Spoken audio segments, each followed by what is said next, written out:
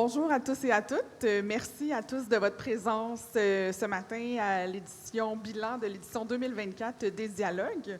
On est très, très heureux de vous voir en si grand nombre ce matin. Je suis France Pomainville, directrice générale de Réalité climatique Canada, qui est le porteur du projet de la Coalition des Dialogues.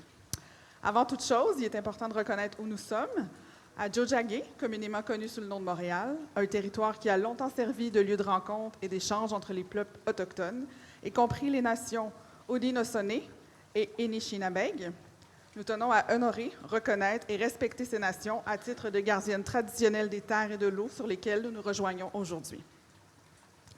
L'événement d'aujourd'hui marque le point culminant d'une édition 2024 riche en rencontres, en apprentissages et en mobilisation. Tout au long de l'année, les dialogues ont permis à des citoyens de groupes communautaires, à des experts, des décideurs, de se réunir pour réfléchir ensemble aux conditions d'une transition climatique juste, inclusive et ambitieuse. Ce matin, on a souhaité se rassembler avec certaines voix qui ont animé ces discussions pour dresser un bilan collectif, célébrer les contributions de chacun et ouvrir des pistes pour l'avenir. Je tiens sincèrement à remercier tous les commanditaires et les partenaires sans qui cette édition n'aurait pas pu avoir lieu. Leur engagement nous permet de poursuivre ce travail de dialogue démocratique et d'action collective pour le climat. Merci également à la Maison du développement durable de nous accueillir ce matin. Et parlant de partenaires, nous aurons dans un instant l'honneur d'accueillir M. Benoît Charette, ministre de l'Environnement, de la lutte contre les changements climatiques, de la faune et des parcs. Juste avant, je tiens à rappeler que l'événement est enregistré et sera diffusé sur YouTube pour permettre aux gens qui n'ont pas pu être ici aujourd'hui de pouvoir entendre nos allocuteurs et nos panélistes. C'est un bel événement qui nous attend et sans plus tarder, j'ai le plaisir d'accueillir notre invité d'honneur, M. le ministre Benoît Charette.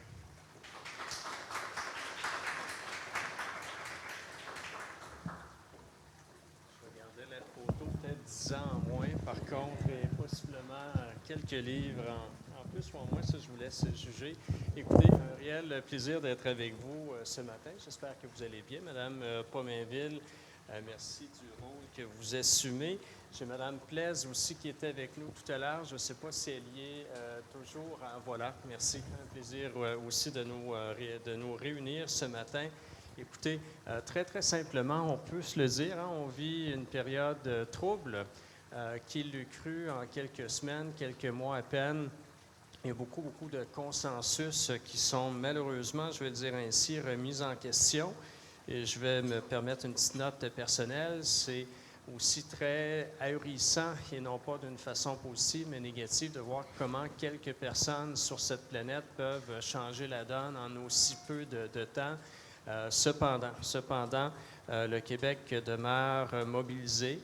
La pression est forte. Celles et ceux qui ont lu les médias et journaux au cours des derniers jours, vous voyez que cette pression elle est forte, notamment à l'égard de notre marché du carbone, qui a beaucoup fait réagir. Et là, je vais me permettre une autre confidence, réagir avec certaines frustrations, parce que je ne suis pas sûr qu'on a eu un topo juste et objectif des mérites de ce marché du carbone. Cependant, on a eu l'occasion de réitérer du côté du gouvernement québécois notre volonté de le maintenir.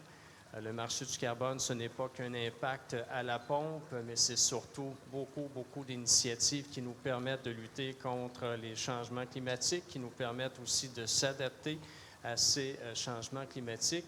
Mais cette pression-là, malheureusement, n'ira pas en diminuant au cours des prochaines semaines, des prochains mois et potentiellement des prochaines années.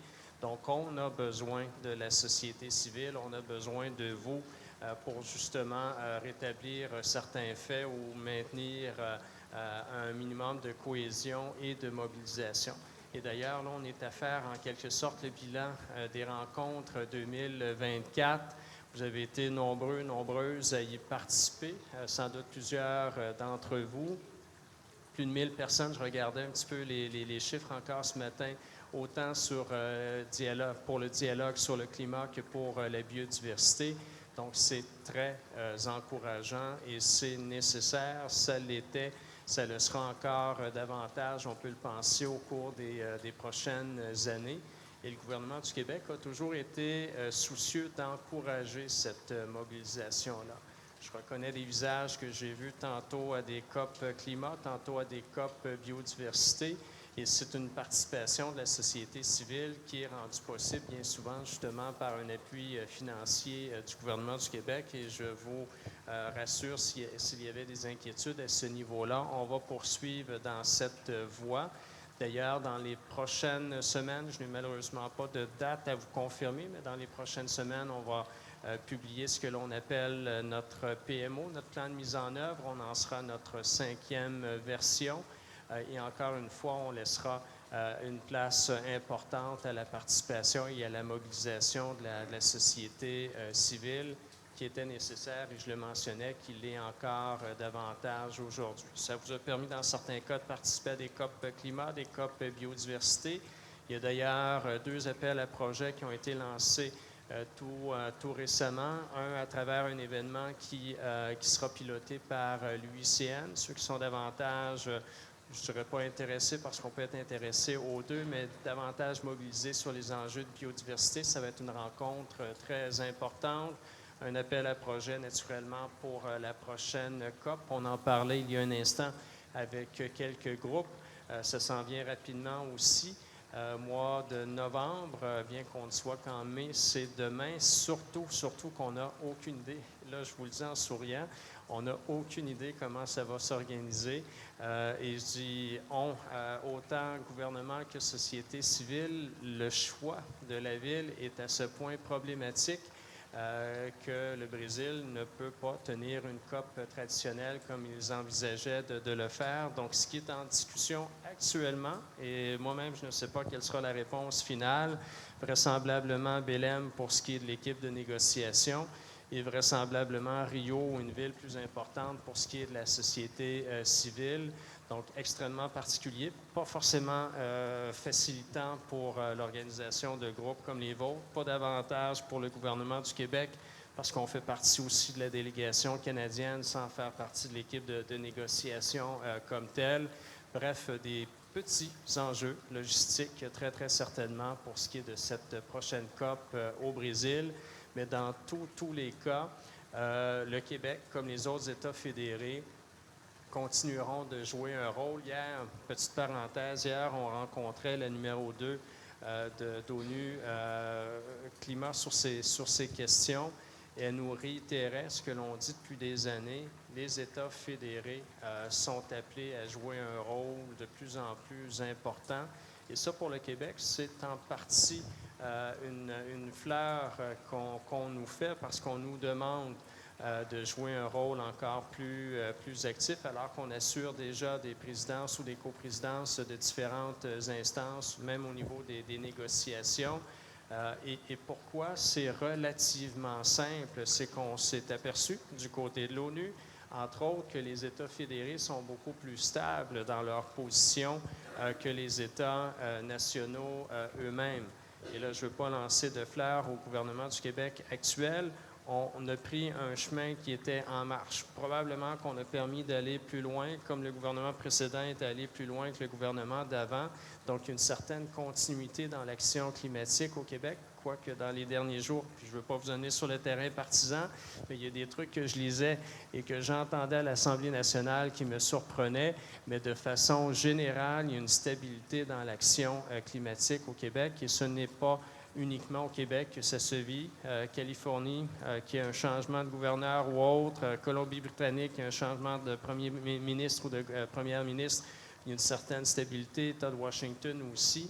Donc, les États fédérés ont cette propension à être plus stables au niveau de leur vision en matière de lutte au changement climatique ou de protection de la biodiversité. Donc, dans tout ce tumulte que l'on vit maintenant, c'est peut-être l'occasion à saisir ou la bonne nouvelle à percevoir de dire que, comme société civile du Québec, comme gouvernement du Québec, on peut réellement faire une différence dans le temps en attendant qu'on retrouve une certaine normalité.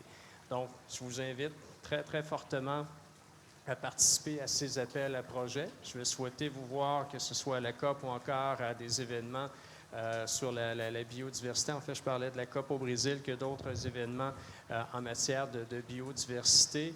Je vais souhaiter avoir aussi votre présence dans les médias autant que possible pour faire valoir l'importance de ces mesures-là que nous défendons.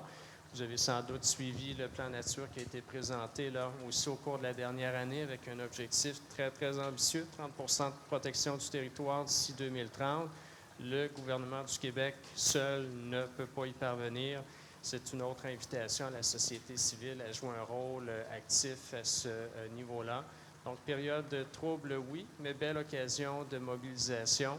Et déjà très heureux de vous voir aujourd'hui présent malgré toute l'incertitude ambiante. Et en terminant, merci naturellement à la Ville de Montréal qui facilite la rencontre d'aujourd'hui. Merci à la Maison du développement durable. Merci Mme Pomainville aussi de faciliter, de rendre possible la rencontre. Bref, je ne peux pas rester pour les échanges à venir, d'autres rencontres qui m'attendent ailleurs. On aura l'occasion de se recroiser très, très certainement au cours des prochaines semaines et des prochains mois et continuer votre engagement. On a besoin de vous, c'est le cas de le dire. Merci beaucoup. Une belle journée tout le monde.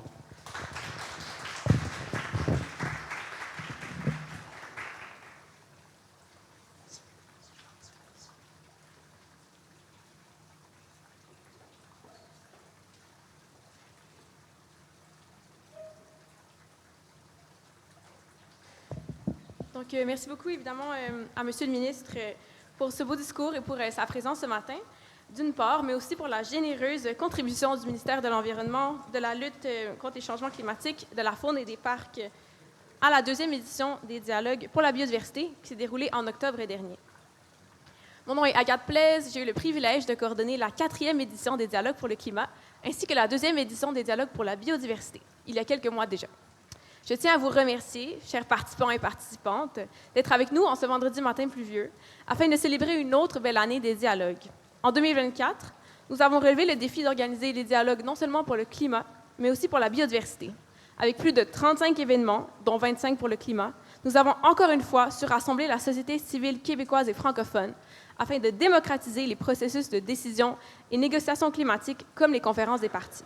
Ensemble, les dialogues pour le climat et pour la biodiversité ont amassé plus de 2500 inscriptions, près de 1000 participations dans 25 pays différents, accueilli 120 panélistes, dont une trentaine de jeunes, et ont permis aux participants et participantes d'assister à 9 débriefages en direct de Cali et de Bakou, entre autres.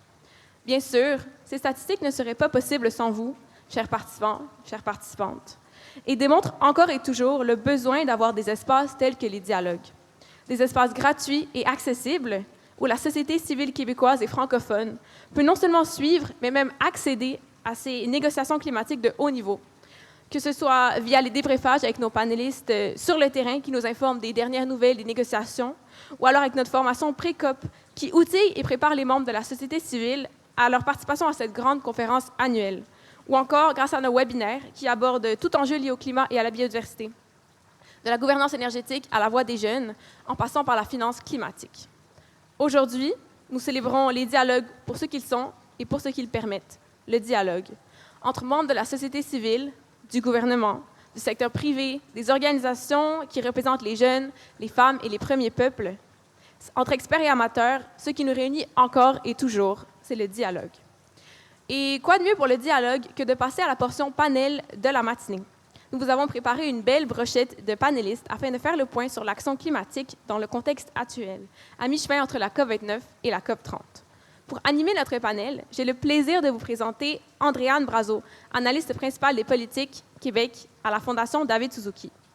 Engagée pour l'environnement depuis le début de son parcours professionnel, Andréane a occupé différentes fonctions en analyse politique, relations gouvernementales, communication, recherche et plaidoyer avant de rejoindre la Fondation David Suzuki à titre d'analyste principale des politiques pour le Québec.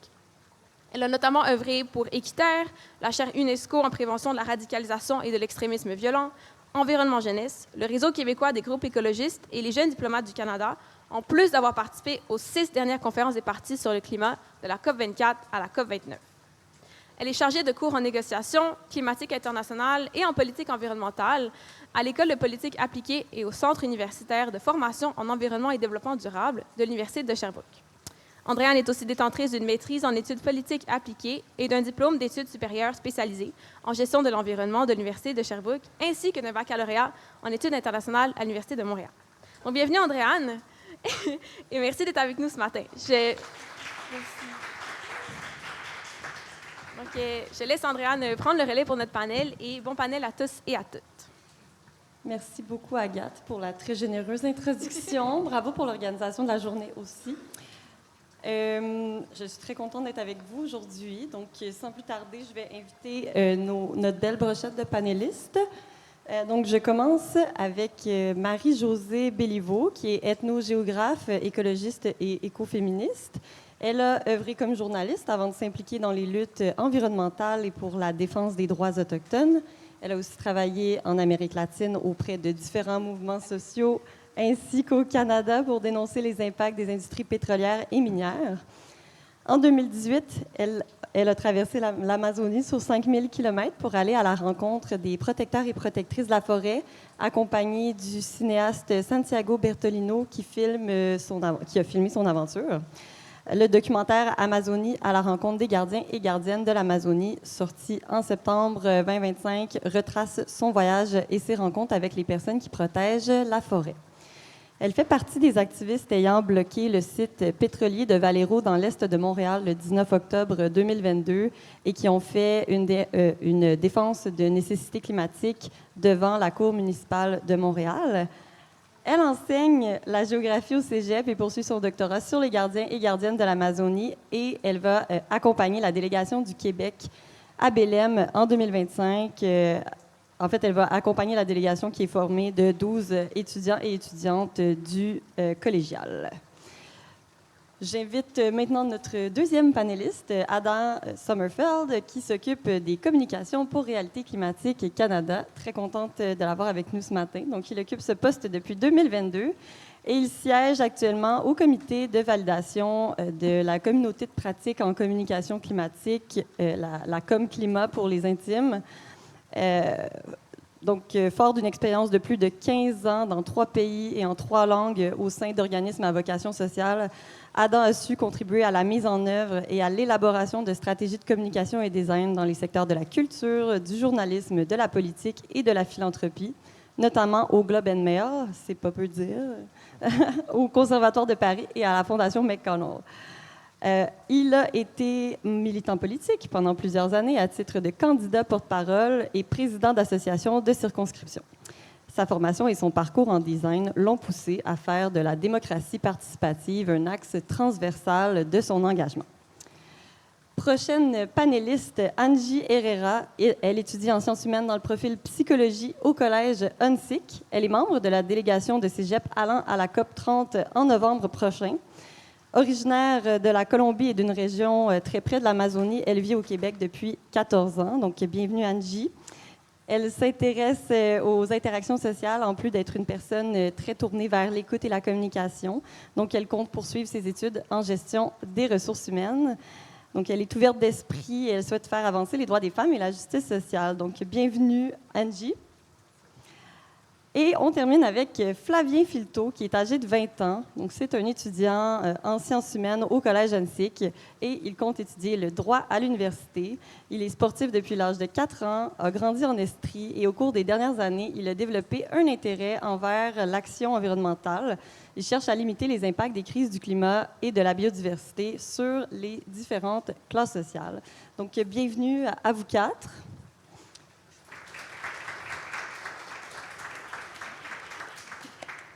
Donc, avant de commencer, là, je veux peut-être juste donner un petit peu de contexte. Donc, comme vous savez, les dialogues pour le climat cherchent à rendre accessible ce qui se passe à l'international, notamment dans les négociations climatiques.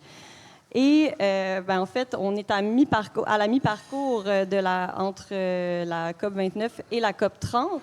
Et on est aussi là à quelques semaines, quelques jours des négociations de la mi-année qui ont lieu tous les ans à Bonn. Donc, qui sont un peu la pré-COP, donc la préparation aux négociations qui auront lieu à l'automne. Donc, c'est un bon moment pour faire le point, surtout avec le contexte actuel. Donc, en fait, on sort d'élections fédérales. On a beaucoup en fait, il y a disons que l'environnement est dans les manchettes pour les mauvaises raisons ces jours-ci et que... et en fait, donc l'idée d'aujourd'hui, c'est vraiment là, d'offrir un espace de dialogue pour parler de toutes ces questions-là en route vers la COP30. Donc, commençons par l'introduction. On va commencer par le début. Donc, à tour de rôle, là, je vous pose la question, qui êtes-vous? Comment décrivez-vous votre rôle, ce que vous faites et vos champs d'intérêt au sein de l'Action climatique québécoise? Ben, en fait, on peut commencer avec toi, Marie-Josée. Alors, ça marche, ça fonctionne? Oui. Ma description a quand même assez parlé beaucoup de moi. Je suis, c'est ça, ethnogéographe. Je m'intéresse aux enjeux climatiques depuis, je dirais, plus de 25 ans, ce qui trahit un peu mon âge.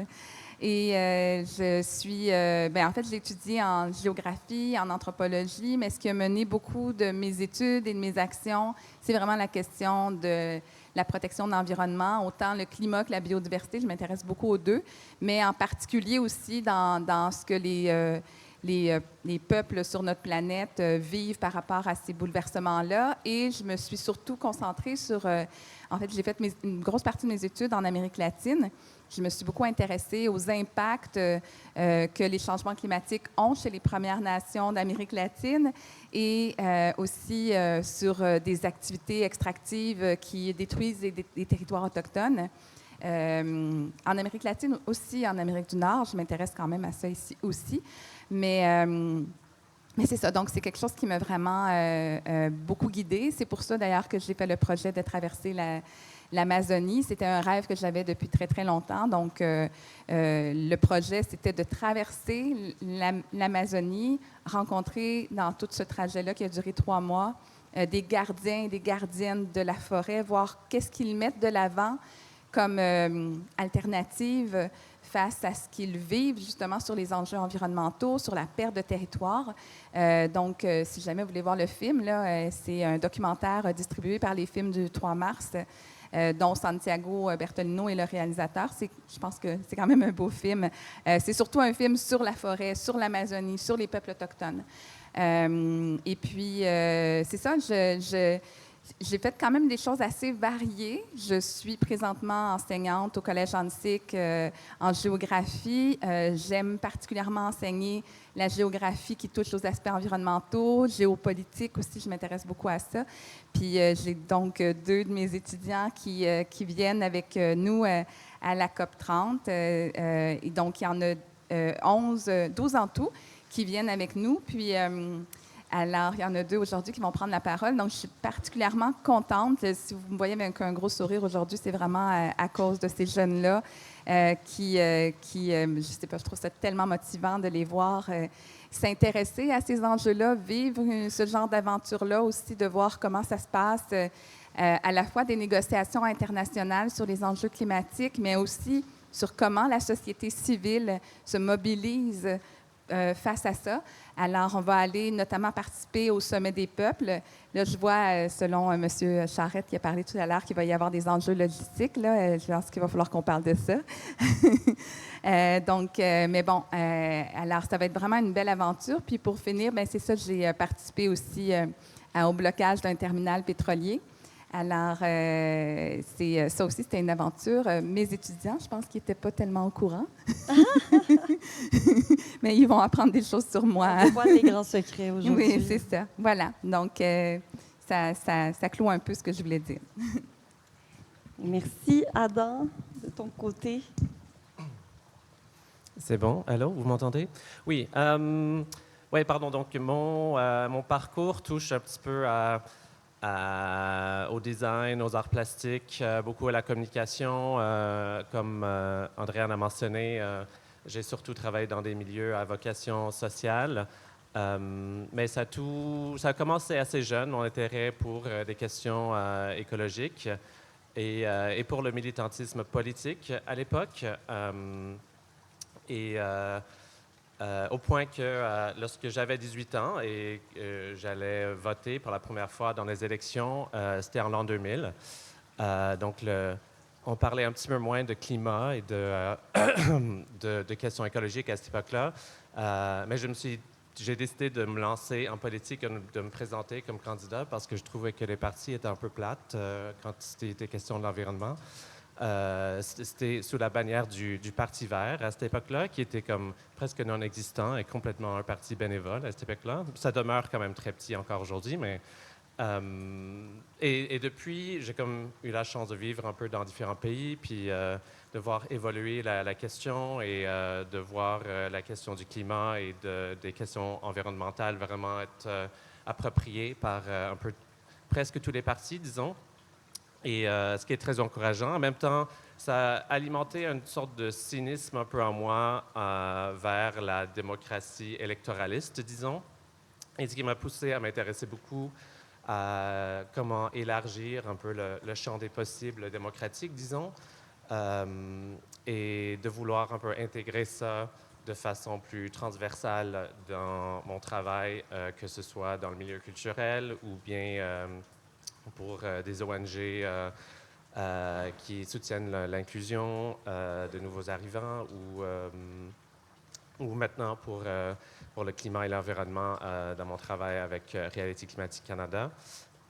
Donc, c'est un peu ça que je vais essayer d'aborder au cours du panel et de puiser un petit peu dans ma formation en design et en art plastique qui sont quand même aussi des domaines très hautement collaboratifs, surtout le design où c'est question de créer quelque chose avec un client ou avec d'autres personnes. Et c'est un peu comme ça que j'aimerais voir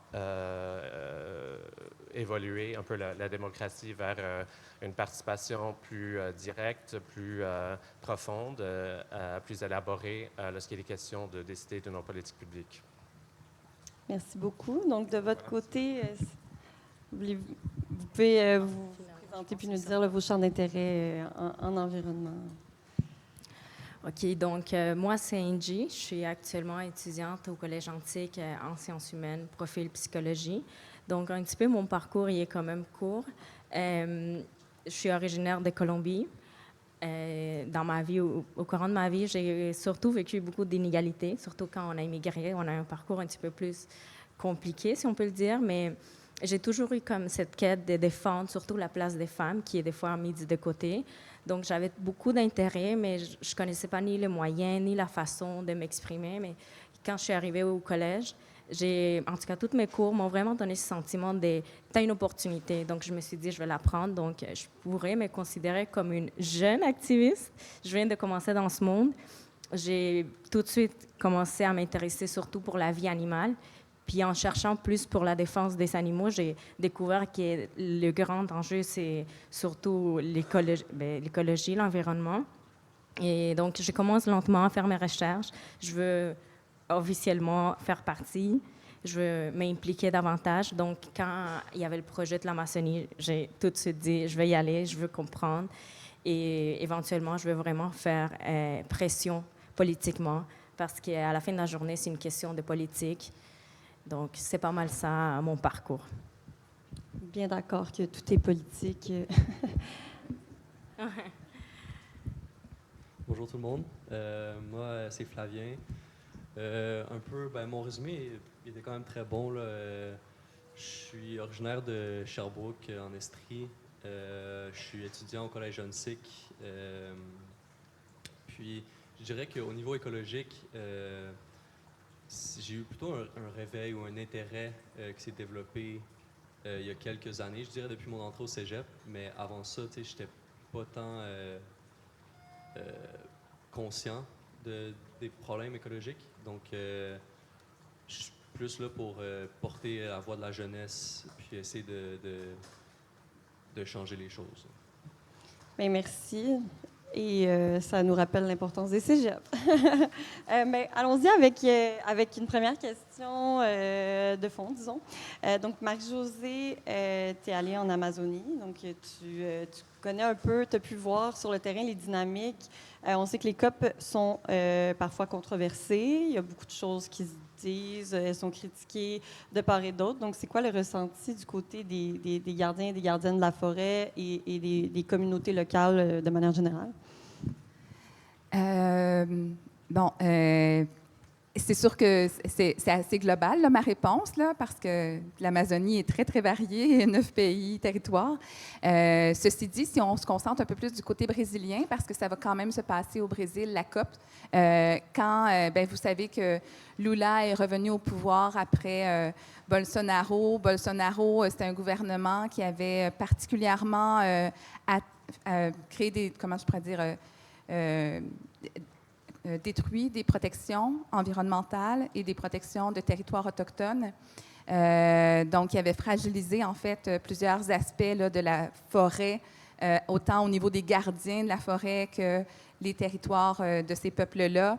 Il y avait beaucoup facilité des entreprises pour l'accès à des ressources minières, pétrolières. Et aussi, il avait encouragé, en fait, la colonisation de l'Amazonie par les entreprises ou par les petits colons aussi, en leur disant, bien, vous voyez, il y a un territoire qui est là, qui est vierge, allez-y.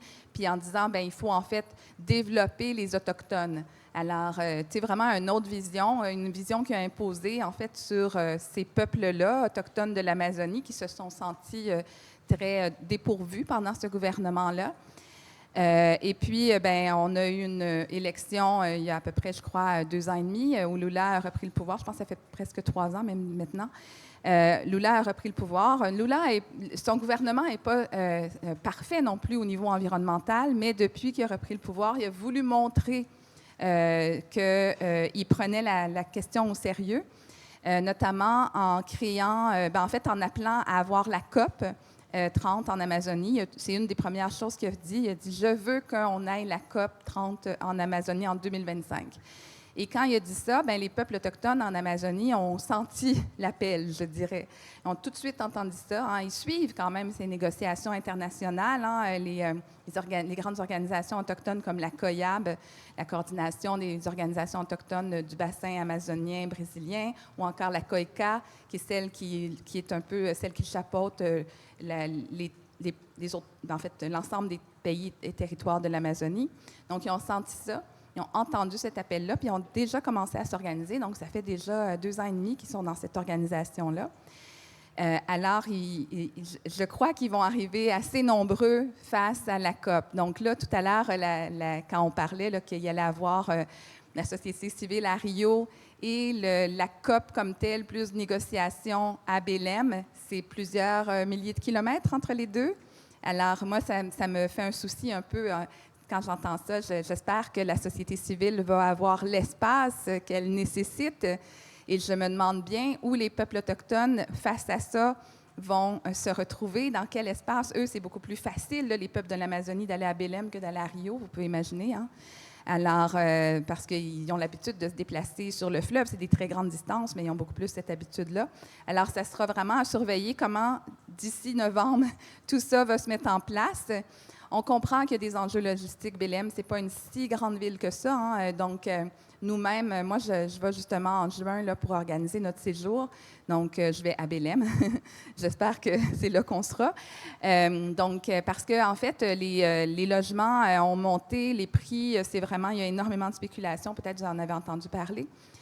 Pour le temps du mois de novembre, ça va être quelque chose. Donc, mais face à ça, donc moi, ce que je trouve vraiment intéressant, malgré tous ces enjeux logistiques-là, c'est que l'appel a été entendu par les peuples autochtones. Ils sont vraiment dans une organisation de fond.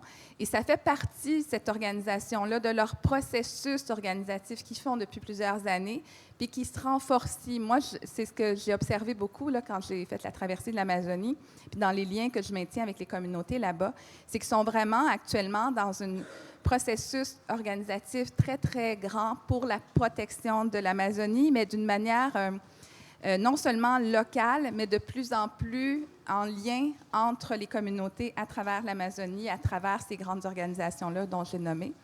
Donc, c'est vraiment quelque chose à surveiller.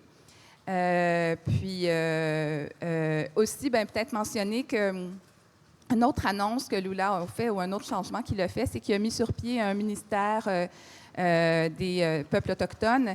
Et donc, il y a une ministre, pour la première fois, une ministre autochtone qui représente les peuples autochtones Donc, c'est quand même une avancée.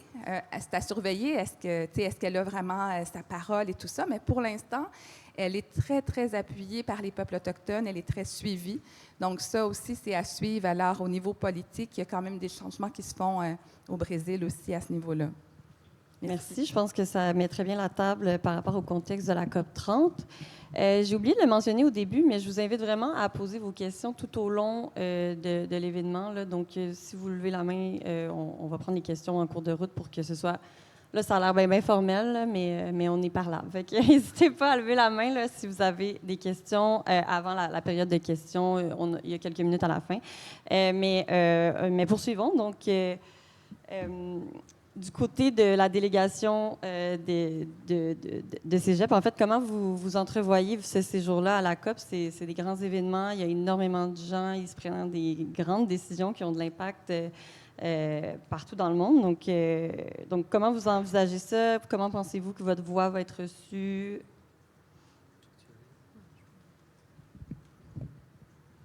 Donc, actuellement, je trouve qu'évidemment, il y a quand même une partie des jeunes qui sont quand même intéressés, qui sont quand même impliqués.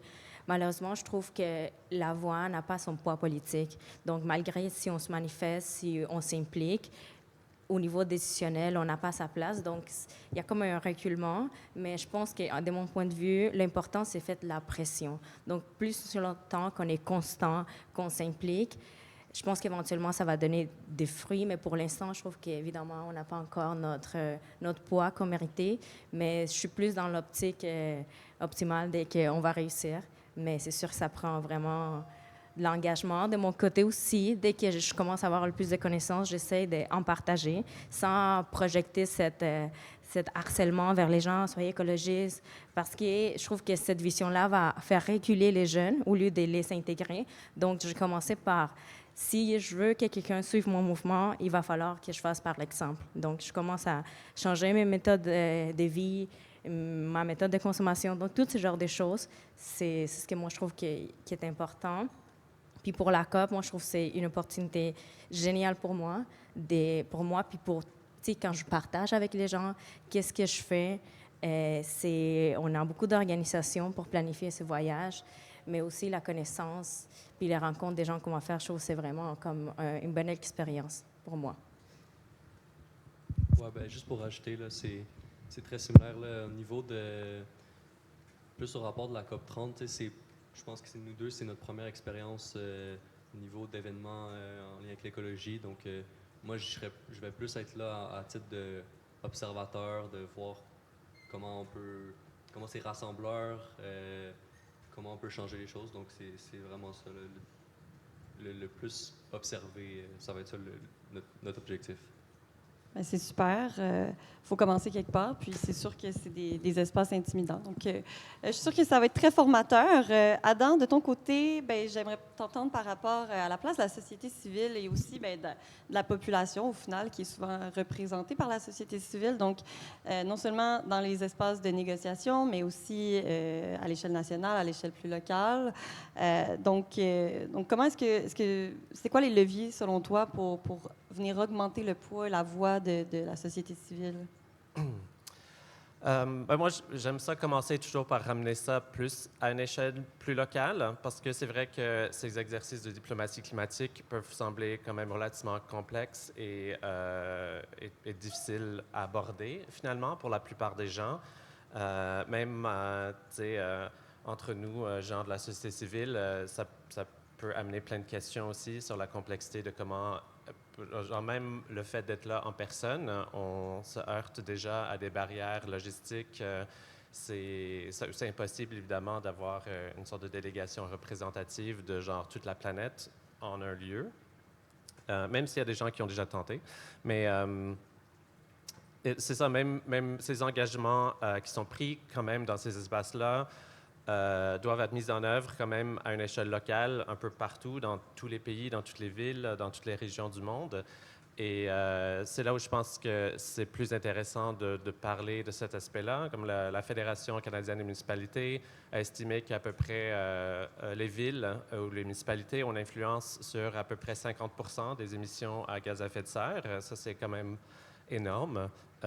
Évidemment, le ministre, tantôt, a souligné l'importance des États fédérés ou d'autres paliers de gouvernement, dont les municipalités et les gouvernements régionaux ou provinciaux.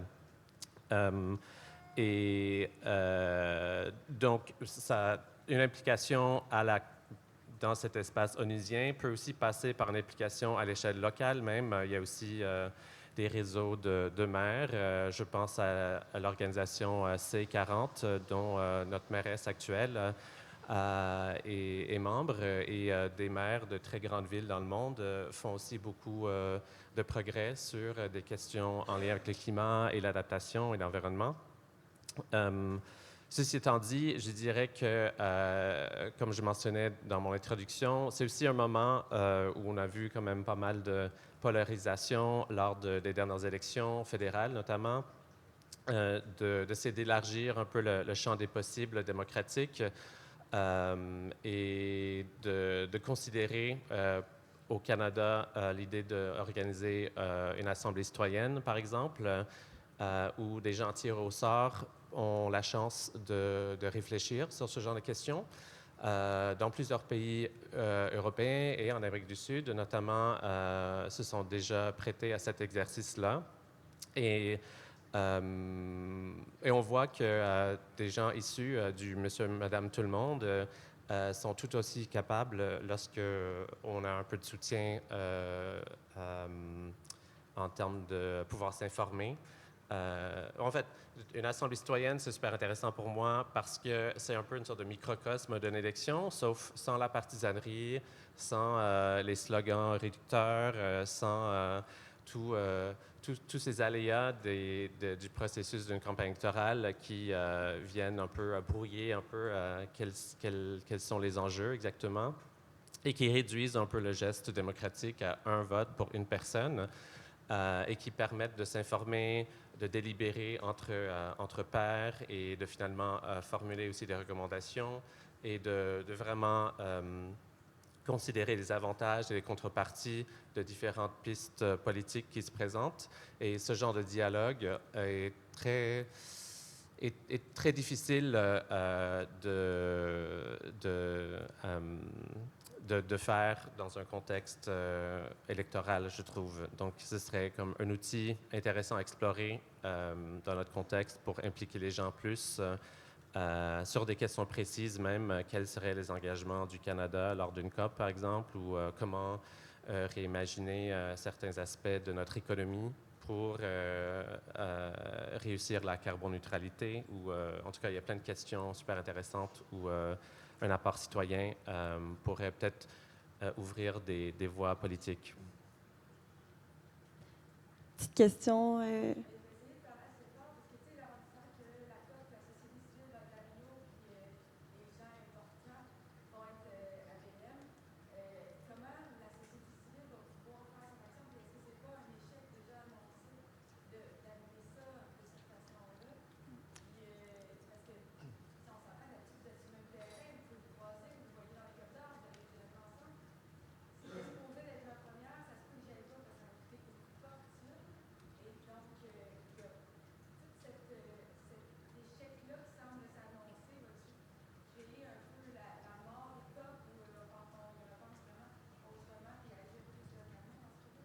Bien, si je peux me permettre, là, à date de ce qui sort de la présidence, c'est quand même...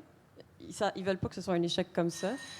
Par contre, les enjeux logistiques sont réels, là, mais la nuance qu'on peut ajouter, c'est qu'en fait, il y a l'espace de négociation puis il y a l'espace de mobilisation qui pourrait être distinct. Ceci étant dit, ça ne veut pas dire que la société civile ne veut pas être dans les négociations, c'est juste qu'elle devra faire partie de délégations. Il y a aussi les organisations comme les groupes jeunesse, les groupes de femmes, les groupes environnementaux, les maires et les villes et les États infranationaux comme le Québec qui vont pouvoir faire partie des délégations et influencer les négociations. Donc, dans le fond, il va y avoir l'espace avec accréditation et l'espace sans accréditation. Puis c'est ça la distinction qui a peut-être été mal rendue tantôt. Fait que tout n'est pas perdu en termes d'espoir. Mais après ça, je pense qu'honnêtement, à ce stade-ci, il va y avoir énormément de choses qui vont encore changer du point de vue logistique. J'en suis convaincue. Je ne sais pas si vous vouliez réagir aussi à la question avant qu'on poursuive. Ouais, ben, c'est sûr que c'est super intéressant déjà l'idée de voir une COP se tenir dans un pays avec une société civile relativement libre par rapport à ce qui était le cas ces trois dernières années. Ouais, d'être confronté à ces barrières à la participation, c'est comme désolant, alors que tout le monde avait un peu hâte de finalement avoir un peu plus de liberté, d'organiser, surtout en marge, cette zone non accréditée. C'est un énorme potentiel. C'est une très belle vitrine ou une sorte de presque salon de l'activisme, une COP aussi. Donc, et c'est vrai qu'il y a quand même façon, je pense, d'influencer le public et le discours public dans toutes sortes de pays à travers des actions qui seraient relayées dans les médias ou sur les réseaux sociaux. En tout cas, il y a peut-être encore une marge de manœuvre pour diffuser des messages dans l'espace public, peu importe la proximité aux négociations en soi, parce que bon, je sais pas, tu pourrais peut-être en parler mieux, d'après ton expérience, d'à quel point ces gens-là présents sur place, peu importe leur proximité, peuvent vraiment influencer les négociateurs en soi. Mais... Bien, il y a toujours des moyens de le faire en termes réels, là, donc de manifester, par exemple, sur place, mais en même temps, de nos jours, il y a tellement beaucoup de choses aussi qui se font via les réseaux sociaux, via les communications, les médias, tout ça. Donc vraiment, tout n'est pas perdu. Je vais le répéter. Oui, allez-y. Mais moi, je pense que ça va être peut-être surprenant. En tout cas, moi, je suis une personne, j'essaie d'être positive dans la vie. Mais ce qui est intéressant au Brésil, c'est toute cette expérience de forums sociaux, de mobilisation citoyenne. Lula lui-même, même si maintenant il est président puis que des fois on l'oublie avec le passé de présidence qu'il a, entre autres, a fait partie de ces mouvements-là. Il vient de la région de Porto Alegre, du Parti travailleur. Donc, il a été un peu porté par ces mouvements-là vers le pouvoir il y a très, très longtemps, là, il y a une vingtaine d'années maintenant. Donc, tous les forums sociaux qui ont eu lieu au Brésil, moi, j'ai assisté notamment au forum social pan-amazonien à Belém en 2021, si je me rappelle bien. Là, des fois, j'oublie mes années. Mais donc, il y a une société civile très présente qui s'était mobilisée à Belém et donc, c'était vraiment intéressant d'avoir un forum social. Justement, moi, j'envisageais là, j'envisageais que la société civile allait un peu reproduire ce genre d'expérience-là qu'ils ont faite lors du forum social de Belém. Puis aussi, à Rio +20, j'étais là-bas aussi en 2012, à Rio, dans ce cas-ci, et on avait vu, même si c'était, comme je disais tantôt, c'est sûr que c'est un peu loin de la forêt amazonienne, Rio, mais il y avait énormément de peuples autochtones qui s'étaient présentés à Rio lors de grandes manifestations. Ils étaient énormément présents, ils avaient fait beaucoup de pression sur le gouvernement, sur les gouvernements qui étaient là pour Rio +20. Là, c'est plus comme, comment va se passer cette articulation-là? Je pense que ça va être un challenge, mais en même temps, ça va être peut-être très intéressant. Vu cette histoire de mouvement citoyen du Brésil, peut-être qu'on va voir des choses décentralisées qui vont être là. Fait que je pense que l'enjeu, c'est plus de décider, est-ce que je vais à Rio ou est-ce que je vais à Belém? Ou est-ce que mon action va être plus, parlante ou efficace, porteuse, c'est ça. Fait que voilà. Puis on pourrait échanger là-dessus aussi autour du café pour comment ça peut vraiment prendre forme. Si on retourne un peu à l'ordre du jour, bien que toutes les questions sont bienvenues, bien, je vous pose la question à vous trois, donc les plus à ma gauche. Bien, comme vous savez, on peut toujours faire mieux en matière de protection de l'environnement, en matière d'action climatique. Donc, quelle serait là, votre analyse de ce qui se passe et de ce qu'on pourrait mieux faire, là, qu'on parle de transparence, de participation citoyenne, de responsabilisation des industries extractivistes?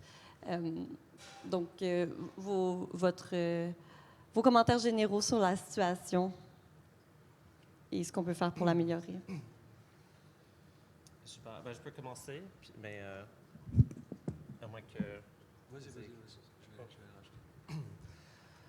Oui, ça, on manque pas d'exemples pour parler de responsabilisation d'industrie ou du secteur privé, c'est sûr, juste dans le contexte québécois.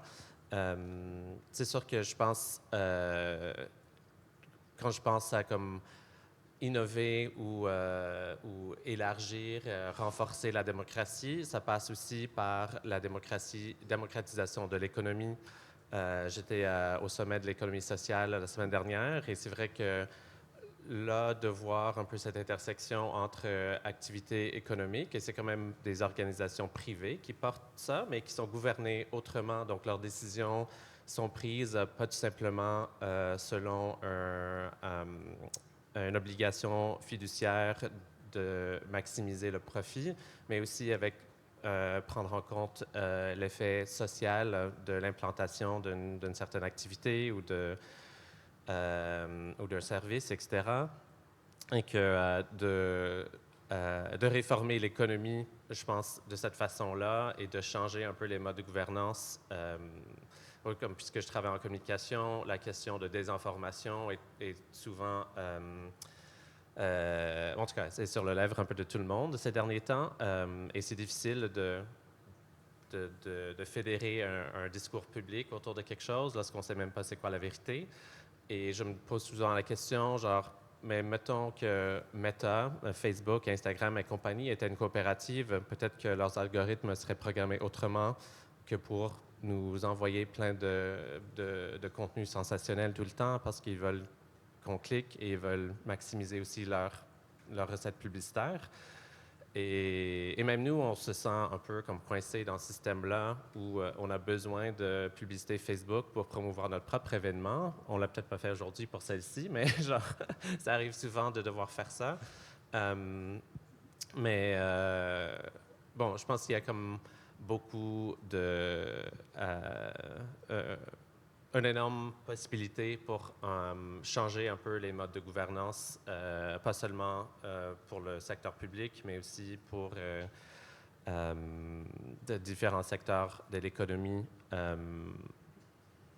Voilà, pour donner une voix plus importante aux travailleurs, aux communautés, à la société civile aussi. Je veux dire, la composition de CA, de conseils d'administration, de gens qui ont des droits de vote, genre tout ça pourrait changer tellement la donne et changer le rapport de force. Genre, c'est quand même notre activité démocratique est comme très définie par une sorte de rapport de force et des adversaires et des gagnants et des perdants, alors que ça pourrait être un peu plus conçu plus autour du consensus et une participation de toutes les parties prenantes et un partage du pouvoir finalement plus équitable. Moi, selon moi, plus au niveau des jeunes, je dirais, ça serait plus au niveau de l'accès à l'information. Ce que je veux dire par là, c'est que souvent, on va pas nécessairement avoir un réel accès à qui pollue réellement ou c'est quoi les choses qu'on peut activement faire pour changer l'écologie. Par exemple, moi, ça m'a pris jusqu'à faire des cours spécifiques de géographie puis d'écologie pour me conscientiser, mais je pense à tous les autres jeunes qui n'ont pas nécessairement ces cours-là, puis ils vont pas nécessairement être au courant de... on va souvent blâmer l'individu puis passer aux actions individuelles, mais c'est aussi savoir au niveau certaines industries ou économies qui vont avoir des impacts beaucoup plus gros. Donc, c'est vraiment trouver une façon d'informer puis de conscientiser le reste des jeunes qui sont pas nécessairement... qui soit par réformer notre programme d'éducation par rapport à ça, que ce soit par juste une différente approche. C'est plus ça ça ferait des changements, je pense. Bien, pour ma part, selon l'accès que j'ai, moi, je trouve que ma part serait plutôt de porter la voix des Autochtones au sommet au peuple. C'est sûr qu'on va côtoyer. Ce qui m'intéresse le plus, c'est justement que les peuples autochtones vont me partager ce qu'ils vivent. souvent, ils n'ont pas les moyens de parler, ils ne sont pas écoutés. Je proviens de la partie, j'habitais dans la partie la plus basse de Colombie, qui s'appelle Putumayo. Donc, j'ai côtoyé beaucoup de nature. J'habitais vraiment dans une ville qui était verte, où l'économie est très réduite. Dès que je suis sortie de là, on se rend compte qu'on a tellement du pouvoir. Donc, j'ai comme cette quête intérieure de porter cette voix-là des gens. Puis, comme je mentionnais tantôt, actuellement, j'ai le privilège de le faire. Donc, je pense, quand on parlait de qu'est-ce qu'on pourrait faire, je pense que c'est ma quête, de porter la voix des Autochtones le plus possible. Merci. Mais justement, pour faire du pouce sur ce que Flavien disait, bien justement, une question pour Marie-Josée, Flavien et Angie. Qu'est-ce qu'on peut faire pour mieux mobiliser les jeunes, pour éduquer les jeunes aussi? Je ne sais pas si tu voulais commencer, Marie-Josée. Voulez-vous commencer? Je peux. Puis peut-être aussi pour aller plus loin, non seulement éduquer les jeunes, mais aussi susciter le passage à l'action encore plus. Oui, bien ça, c'est un petit peu une expérience plus personnelle. Depuis que je commence à m'intéresser, j'essaie d'éduquer justement ma famille puis tout mon cercle, qui n'est pas évident. Contrairement à ce que je pensais, quand j'ai commencé à en parler des enjeux, à en parler des fêtes, réduire ça, manger moins de viande, des petits trucs individuels, j'ai reçu beaucoup d'attaques. Et je ne m'attendais pas à ça. Je pensais que tout le monde allait être comme « Oh, c'est une bonne initiative ». Mais justement, c'est justement ça qui me pousse à continuer. Et comme je vous l'ai mentionné tantôt, j'ai plus l'optique de, par l'exemple, on a plus des chances de mobiliser les gens.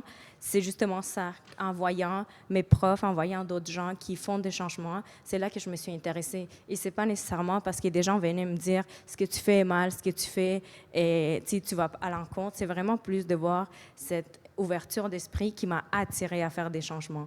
Donc, je pense que je suis plus comme ça et on a plus de chances d'attirer des jeunes comme ça et aussi leur faire sentir que même si notre idée ou notre pensée actuellement, ça n'a pas un impact politique, justement, si on se réunit beaucoup, leur donner le sentiment de qu'à force d'insister, on va faire un changement. Pour ajouter plus au niveau de l'éducation, moi, je trouve que depuis que je suis jeune, je m'implique récemment, mais reste que j'étais conscient. Au primaire, au secondaire, on m'a toujours dit que l'écologie, c'est un problème, la planète brûle, etc. Mais c'est la façon, l'approche qu'on va avoir qu'il faudrait changer parce que ça peut être des deux côtés du spectre. Là. Si on est trop extrême puis on va trop être direct avec les jeunes pour essayer de changer les choses pour qu'ils soient plus conscients, bien, ça peut créer de l'éco-anxiété, etc. Puis d'un autre côté, bien, ils peuvent aussi, un peu comme je l'ai fait, de débarquer du mouvement ou de ne pas s'intéresser parce qu'on est tout le temps en train d'en parler. C'est plus, selon moi, une des solutions, une piste de solution, ça serait d'éduquer, mais de vraiment un spectre complet. Fait que ce soit par des cours plus de politique qui parlent de l'histoire des gouvernements qui ont fait des changements, comment, même au niveau économique, comment ça peut aider l'économie. C'est vraiment juste chercher une approche qui va expliquer pourquoi c'est important, plus que on est dans une situation grave, puis il faut arrêter d'utiliser des pailles en plastique. Là. Bien dit. Marie-Josée, voulais-tu compléter? Oui, ben, de mon côté, c'est sûr que je vais répondre en deux temps. Première chose, ben, je suis vraiment contente d'entendre qu'est-ce que les étudiants disent aujourd'hui. J'ai le privilège d'enseigner à des jeunes, tu sais, après 25 ans d'activisme. Quand on enseigne ensuite, c'est pas l'activisme que je leur enseigne, je vous le dirai tout de suite, par exemple. J'enseigne la géographie, je parle de l'environnement, je parle de la géopolitique dans les cours. Puis, j'essaie de ne pas transmettre justement l'espèce de sentiment qu'il n'y a pas de solution parce que c'est leur futur. Hein? Moi, de toute façon, je crois qu'il y en a toujours des solutions. Sinon, je ne serais pas activiste. Je resterais, je finirais mes jours quelque part tranquille, tu sais. Mais c'est ça. J'essaie de leur enseigner sans leur faire sentir le poids de la responsabilité ou encore qu'il n'y a pas de solution. Donc ça, c'est la première chose que je dirais. Fait que c'est vraiment le fun de les entendre aujourd'hui. Puis aussi, l'autre chose, j'ai, comme on l'a dit tantôt dans la présentation, donc j'ai participé au blocage d'un terminal pétrolier avec d'autres activistes. On a bloqué pendant 24 heures le terminal et on a fait une défense de nécessité. Alors, on s'est présenté devant un juge, puis on devait dire pourquoi on a fait ça. Moi, quand j'ai témoigné devant le juge, j'ai expliqué justement mes 25 ans d'activisme où j'ai tout essayé. J'ai essayé la politique. Je me suis présentée aussi en politique pour l'NPD. J'ai essayé la militance très, très active. J'ai travaillé pour des organisations environnementales, donc Greenpeace. J'ai fait énormément de choses. J'ai créé des organisations aussi avec des citoyens. J'ai vraiment fait beaucoup, beaucoup d'activisme au point des fois de m'en rendre malade. Vous pouvez imaginer, comme quand on est activiste, qu'est-ce qui se passe des fois. Et donc, finalement, c'est ça qui m'a amené à essayer un moyen plus drastique. Bon, est-ce qu'il a fonctionné? Est-ce qu'il n'a pas fonctionné? L'avenir le dira. En tout cas, pour l'instant, ça n'a pas l'air d'avoir très fonctionné beaucoup. Mais la réponse du juge à notre égard, il nous a déclarés coupables, finalement. Donc, on a fait une défense de nécessité en disant qu'on avait fait ça pour le climat et on a été déclarés finalement coupables.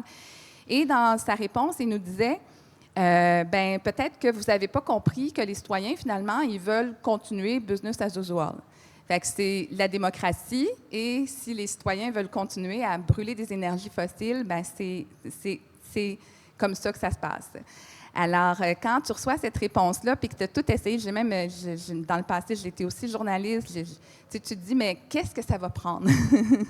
Alors, est-ce que c'est politique qu'il faut agir? Est-ce que c'est activisme? Est-ce que c'est juridique? Mais on dirait qu'il n'y a rien qui fonctionne actuellement. Ceci dit, comme je vous dis, j'ai toujours de l'espoir, sinon je ne serais pas là en train de vous parler. Mais c'est difficile de mobiliser dans des contextes comme ça où les citoyens, finalement, essayent un peu tout, puis ils se fatiguent, puis on continue. comme c'est sans faire les changements en profondeur, finalement, de notre société. Oui, puis dans le milieu environnemental, on parle beaucoup de diversité des tactiques. Donc, il faut des gens partout qui vont dans toutes les sphères de la société aussi pour faire avancer les transformations. Si on tourne un petit peu sur la thématique de la COP, donc en fait, la COP 30, elle sera particulière au sens où c'est une COP climat.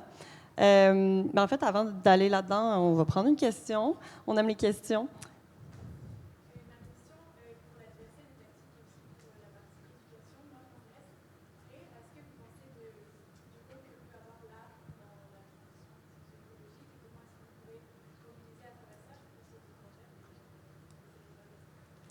Oui, donc juste pour la répéter un petit peu plus fort, donc la question est comment intégrer l'art quelle est la place de l'art dans l'action environnementale?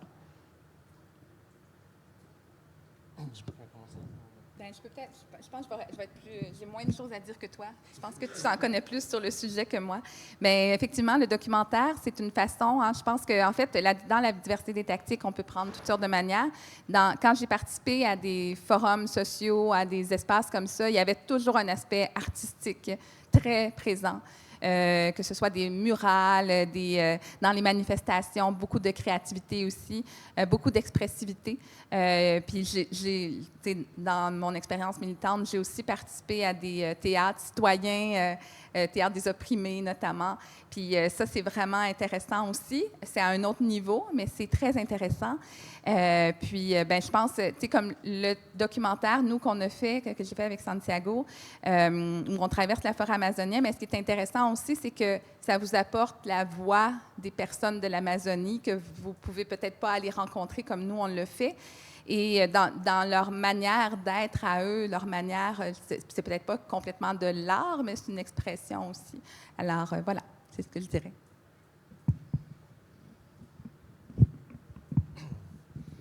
Je dirais absolument ça a un rôle super important à jouer. Je pense que ces diversités tactiques répondent aussi à une sorte de diversité d'intérêts et de façons de penser et d'agir chez les gens qui permettent d'inclure ou de créer plus d'occasions de s'impliquer. C'est sûr que je pense que la personne moyenne ne se projette pas forcément dans une manifestation avec une pancarte ou à bloquer un terminal aussi, même si c'est comme super important d'amener la question à travers des actions directes et tout ça. Et après, la population ou comme différents groupes peuvent aussi comme s'approprier de ces questions une fois que genre on a vraiment mis en évidence l'urgence à travers peut-être des actions plus directes comme ça. Je pensais aussi à une initiative que différentes sections internationales de réalité climatique avaient menée à travers des ateliers de poésie où des gens avaient réfléchi en collaboration avec des auteurs, autrices, écrivaines professionnels, ont aussi créé des œuvres de poésie pour parler un peu, et c'était des gens d'un peu partout dans le monde. C'était en collaboration avec des gens aux Philippines et en Afrique du Sud. Et on avait présenté ces poèmes-là au sein de la COP 28, je pense. Et c'était vraiment beau de voir ce mode d'expression-là à côté, ou dans le cadre de ce sommet, comme je disais tantôt, très diplomatique, très technique. Genre, il faut quasiment apprendre un autre dialecte de l'anglais pour comprendre ce qu'il y a écrit dans les traités et dans les textes et tout, tous les acronymes et les abréviations qui fusent de toutes parts. C'est presque une forme poétique en soi, mais bon, c'est peut-être moins apprécié par la plupart des gens.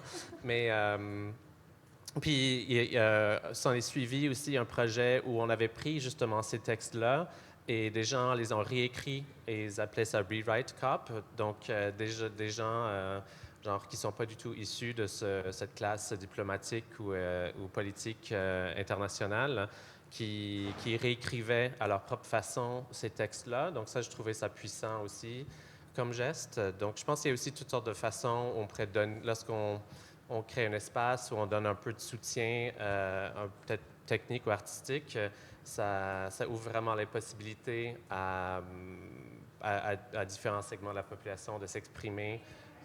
Puis, on sait ça, je pourrais parler longtemps de toutes sortes d'artistes qui ont abordé des questions écologiques ou socio-écologiques à travers leurs œuvres aussi, mais en tout cas, c'est très, absolument oui, plus d'art et plus de culture. Si seulement c'était des artistes qui organisaient la COP, ce serait peut-être tout un autre format. J'aimerais voir le texte final de 2 semaines d'artistes qui négocient, mais justement, en fait, l'art va aller chercher d'autres publics, probablement. Donc, je pense que c'est un des éléments qu'on peut retenir. Mais d'ailleurs, moi, ça me donne plein d'idées pour des actions, là, si jamais il y a effectivement des groupes de jeunes ou de la société civile qui sont à Rio et les négociateurs, négociatrices à Belém. Mais justement, parlons-en de Belém. Donc, la COP 30, elle est particulière parce que c'est une COP sur le climat, mais qui se passe dans un contexte où la nature va être très, très valorisée. Donc, ça se passe en Amazonie. Donc, peut-être Marie-Josée puis Adam, d'une part, Adam, comment tu entrevois ce contexte-là pour briser les silos? Potentiellement. Donc, comment faire parler les deux enjeux qui sont souvent traités de manière distincte? Il y a des groupes environnementaux qui sont spécialisés sur la biodiversité, d'autres sur le climat, alors que c'est interrelié de plus en plus, mais quand même. Puis, commençons par cette question-là. C'est vrai que c'est super intéressant ou comment dire? Je dirais, je pense que la plupart des gens ne conçoivent pas forcément d'enjeux climatiques ou de biodiversité dans leur quotidien, mais c'est vrai que lorsqu'on parle par exemple, de feux de forêt ou d'inondations ou d'événements climatiques qui sont plus sévères et plus fréquents, et de mettre ça en lien avec déjà, évidemment, il y a comme un enjeu de biodiversité où il y a comme une destruction d'habitat et une menace à notre patrimoine naturel aussi. Je pense que les gens comprennent beaucoup plus les enjeux en termes de qu'est-ce qu'on pourrait perdre comme ça et la menace directe aux gens et le besoin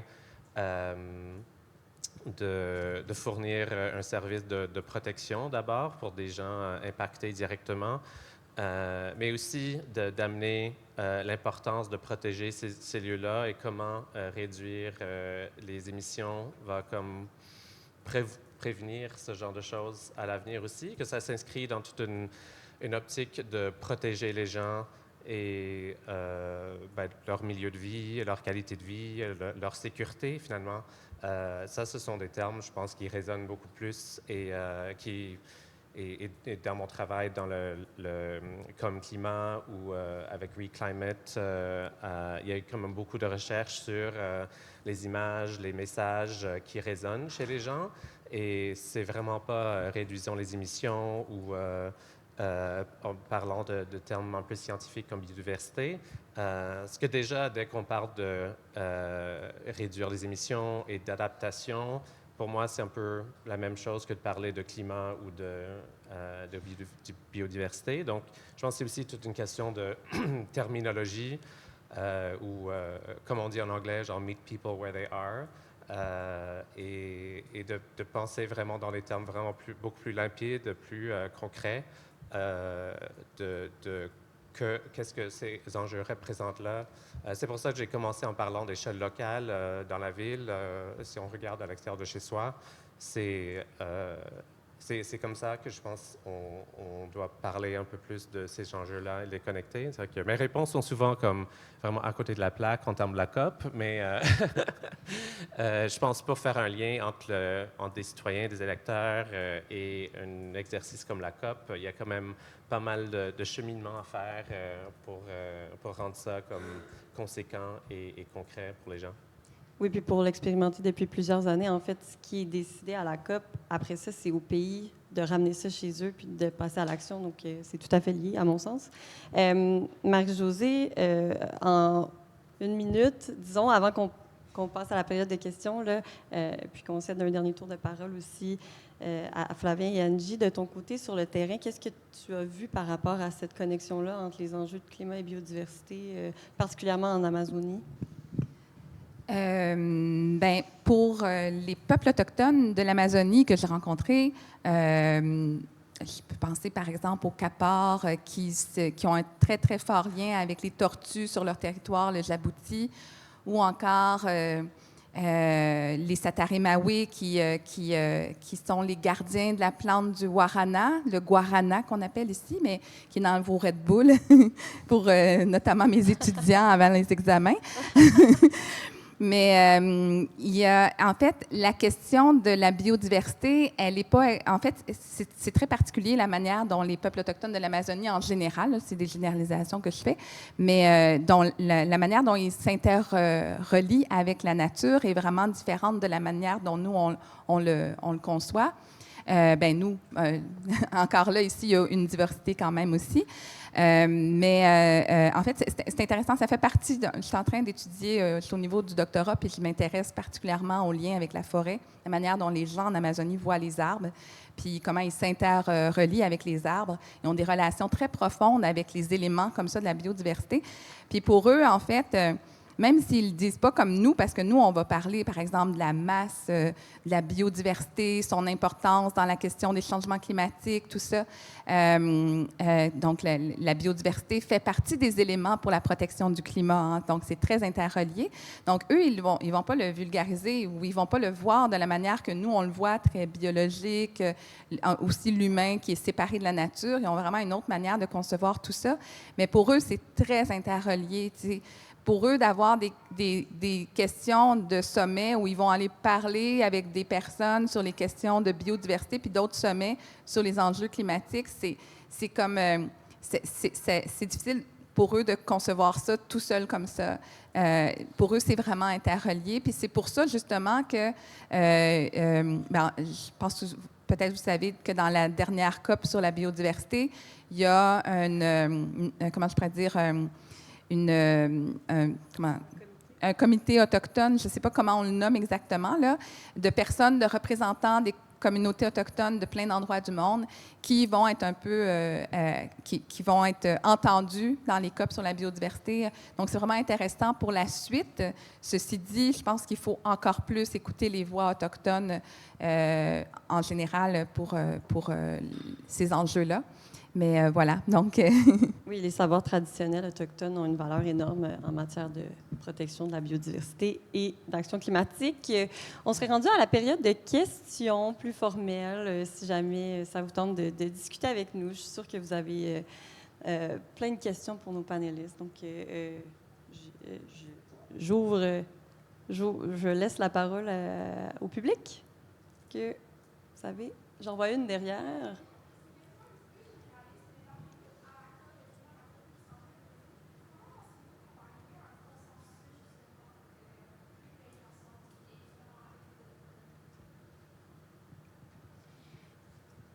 Je peux répondre. Mais en fait, c'est extrêmement difficile. Il y a 197 pays et des groupes qui ne sont pas les peuples autochtones qui vivent dans ce qu'on appelle, nous, des pays et qui vont faire entendre leur voix. Et après ça, il y a les groupes de jeunes qui sont aussi... Donc, ce que j'essaie de dire, dans le fond, c'est qu'il y a plusieurs groupes qui essaient... tout le monde vient de quelque part, mais c'est seulement les pays qui sont reconnus comme des négociateurs. Donc, c'est effectivement très, très, très difficile de s'entendre et c'est souvent pour ça qu'il y a une espèce de...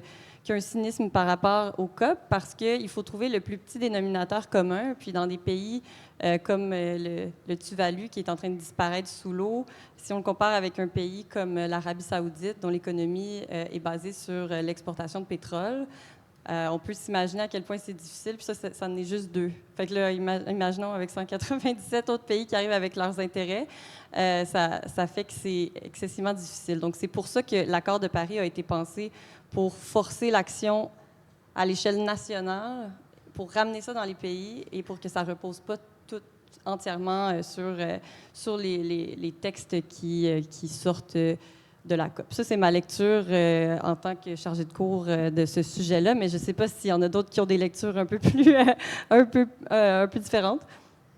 Bien, si vous permettez,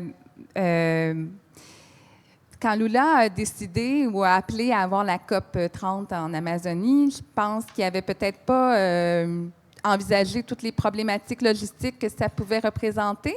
Puis moi, je pense que ces problématiques logistiques emmènent des problématiques au niveau du processus organisationnel, à la fois de la COP 30, mais aussi du Sommet des peuples, qui est, comme je disais tout à l'heure, ça fait vraiment partie dans la tradition. Les mouvements sociaux sont très forts au Brésil. On pourrait penser au mouvement des Sans-Terre, les mouvements autochtones. Donc, ils sont très, très forts. Mouvement des femmes aussi, mouvement afrodescendant. Donc, comment, là, ils vont... Moi, je suis sur différents groupes là, qui suivent la situation puis qui sont dans l'organisation du Sommet des peuples. Puis c'est toujours OK, on s'organise par là. Ah non, finalement, c'est ça. Alors, c'est difficile de pouvoir bien se coordonner dans des situations comme ça, de pouvoir aller tous ensemble vers un même but. Je pense que ça va être compliqué. Ceci dit, c'est pas peine perdue, là. C'est juste comme... même les processus organisatifs font partie, finalement, aussi de comment je pourrais dire, de l'objectif, quelque part. Parce que quand on est dans un processus organisatif, on apprend à se connaître, on développe des stratégies ensemble. Donc ça aussi, c'est à suivre, là, dans ce qui se passe. Mais c'est compliqué. Fait que comment on va arriver à un objectif pour la planète dans tout ça? On va voir. Est-ce qu'il y avait d'autres questions? Oui.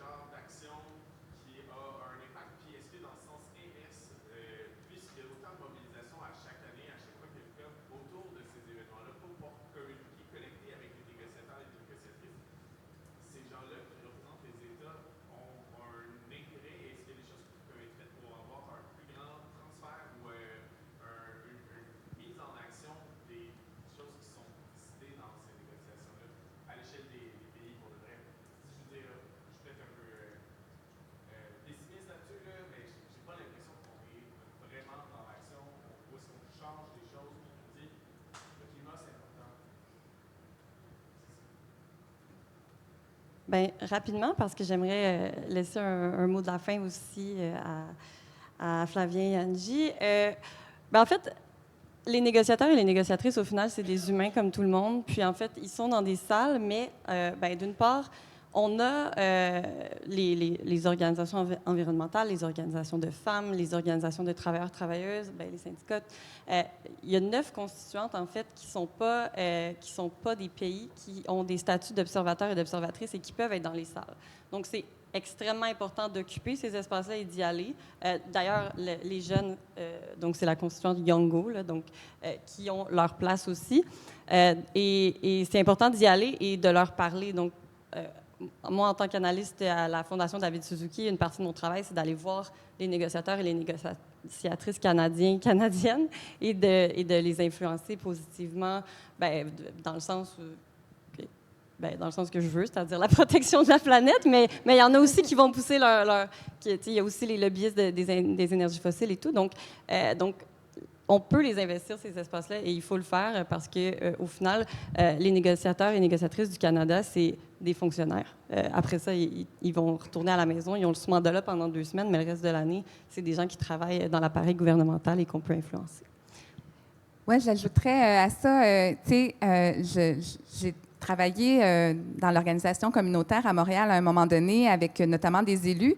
Puis un maire, que je nommerai pas, nous avait dit ben moi, je veux bien faire telle chose, mais pour ça, si vous êtes dans la rue, ça va m'aider parce que ça me donne plus de pouvoir de négociation, de pouvoir, je vais pouvoir plus, comment on dit, articuler mon objectif de vous aider. Fait que c'est important, ça. Puis je pense notamment quand on a été 500 000 dans la rue, dans une grande manifestation pour le climat à Montréal. Après, on l'a beaucoup répété, on était 500 000 dans la rue. Ensuite, bon, ensuite, il y a eu la COVID, mais ces grandes mobilisations-là nous donnent, quand on est au niveau politique, ça donne à des élus un peu, c'est comme la fenêtre d'Overton là, qui agrandit, là, comme ah ben là, vous voyez, là, j'ai ce monde-là là, qui me dit qu'il faut que je fasse de quoi. Alors, je pense que la société civile est vraiment importante. Je rajouterais juste vite fait, c'est aussi toujours important de questionner pourquoi, qui et pourquoi sont dans quelle pièce, à quel moment. Et c'est sûr que c'est super désolant de voir des délégués, des lobbyistes des industries fossiles présents, alors que des délégations de peuples autochtones doivent être dans la rue à l'extérieur, alors que eux, ils représentent aussi des nations et des sociétés, mais qui sont dépourvues d'État-nation dans notre conception occidentale de la chose. Donc, c'est aussi de militer aussi pour changer ces systèmes-là et de ne pas se contenter de devoir comme, être dans la rue et faire beaucoup de bruit et de s'épuiser finalement. Genre, il y a ce cycle d'épuisement qui revient constamment dans la société civile, mais c'est parce que le système nous rend ça tellement difficile de s'impliquer et d'influencer. Et finalement, on voit qu'on peut militer contre quelque chose et pense que c'est un dossier clos, mais quelques années plus tard, mais on veut reparler d'oléoduc ou de développement pétrolier. Donc, c'est quand même pas vraiment idéal. Et ouais, c'est ça. Je reviens aussi à d'autres formes aussi de démocratie où on tire des gens au sort ou même il y a toutes sortes d'exemples d'exercices intéressants qu'on fait avec des segments très spécifiques.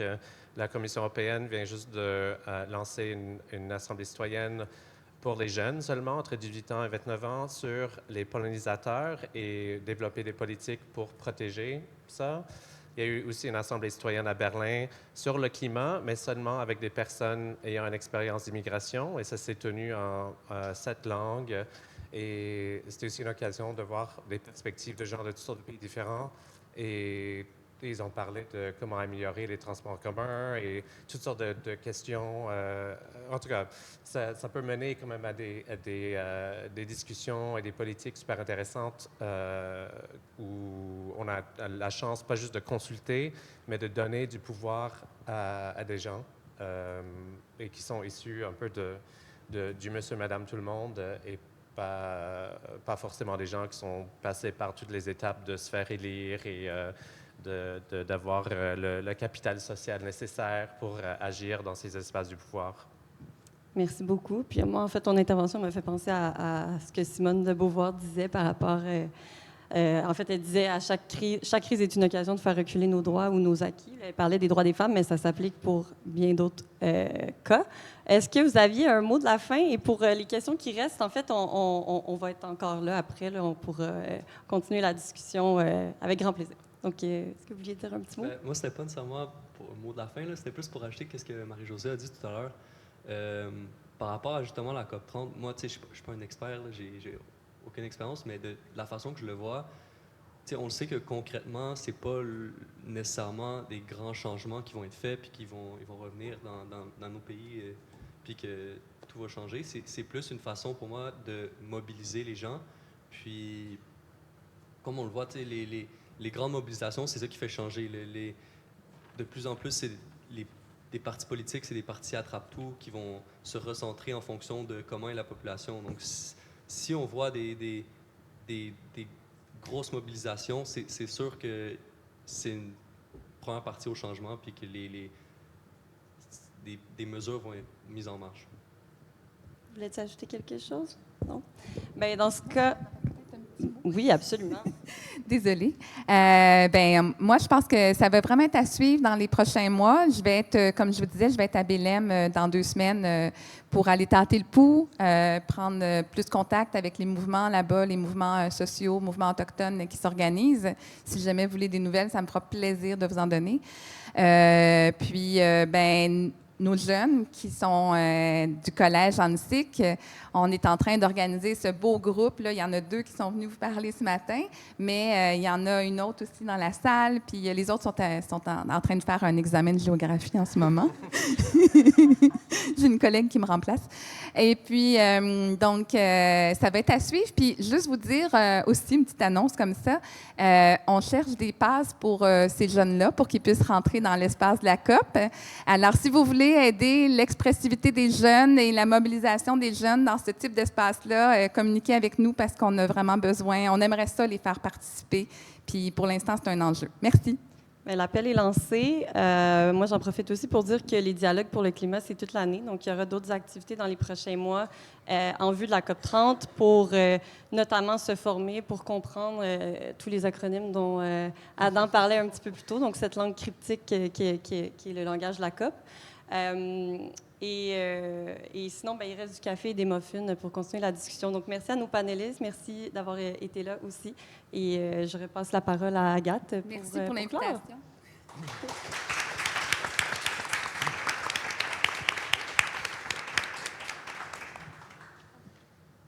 Merci, un grand merci là, à nos panélistes, donc Andréane, Marie-Josée, Adam, Angie et Flavien pour vraiment cette belle discussion. Merci aussi au public là, pour vos questions qui nous poussent toujours à creuser plus loin. C'est vraiment le but de la discussion, là, le but d'être présent ici. Donc, merci, c'est super apprécié. Maintenant, je voulais vous donner la parole au public. On va la voir. Désolée. Bref, ce que je voulais faire, c'est un tour de mobilisation en fait du public. Donc, je voulais vous donner la parole à tous et toutes, si vous voulez. En fait, je vais vous donner l'opportunité de partager un peu, si vous voulez, là, des projets, des mobilisations que vous avez en cours en vue de la COP30, que ce soit une idée que vous venez d'avoir ou alors un projet là, que vous avez déjà mis en place. On a une délégation qui va à la COP. On va laisser ça prendre le pouls. On a la chance d'avoir ce matin là, plein de personnes.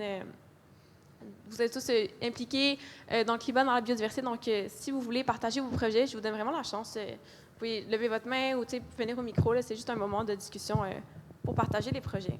Je sais pas si on a des intéressés.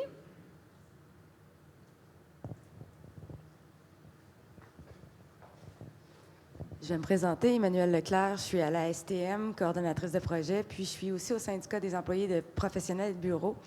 Donc, j'espère être avec la délégation de la FTQ à la COP avec vous. C'est super motivant de vous entendre. Moi, ce que je veux, c'est que le lien entre la société civile, les travailleurs, éventuellement tout ce qui est politique, soit maintenu et tout au cours de l'année. Donc, le dialogue, je pense que c'est super tribune, mais dans le quotidien, je pense qu'on est chacun dans nos organisations avec toutes nos structures qui sont compliquées, mais de trouver le moyen d'ouvrir autant les travailleurs, les syndicats avec la société civile, c'est de travailler main dans la main C'est des nouveaux défis qu'on a, puis pas de nouveaux, mais des défis qu'on a de trouver le moyen de travailler ensemble. La dernière manifestation du Jour de la Terre sous la pluie s'est faite syndicats et organismes environnementaux ensemble. C'était la première fois que la STM avait un lien avec la population. C'est pas un lien qui est super facile à développer. Donc, mais c'est quelque chose qui est très important, je pense, qu'on travaille tous ensemble pour le même objectif. Puis donc, il n'y a pas de propriété intellectuelle, je pense, pour sauver la planète. Donc, allez-y, on se parle, on continue comme ça. Je suis super contente d'être là aujourd'hui pour ça.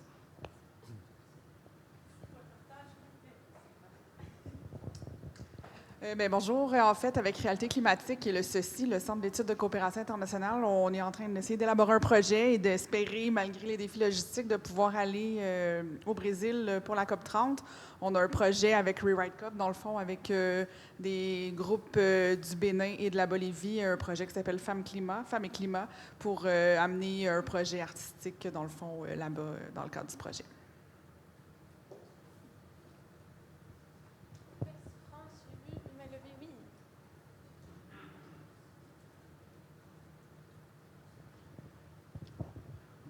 Bonjour.